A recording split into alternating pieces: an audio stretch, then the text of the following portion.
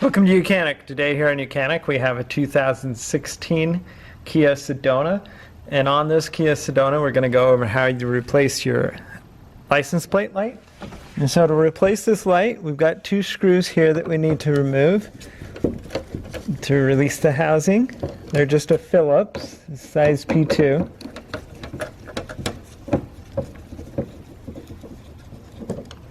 And then with that removed,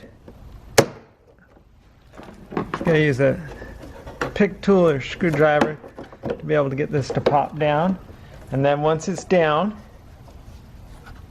twist this a quarter turn to the left and be able to pull this housing off to get to the light bulb. And then the light bulb is just a pull out. And so you remove that bulb, then you would get a new one. And this light bulb is just a 1/68. And then you would just press it back in there, and then you should put this housing back in. Or get the light to go in there. You got to line up the tabs. So what you'll notice is there's a large one and two smaller ones here, and just line it up to where the housing is. And then a quarter turn to the right to lock that into place, and then go ahead and press this back up in there. Right.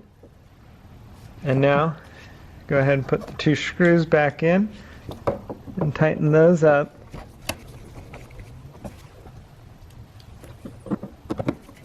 And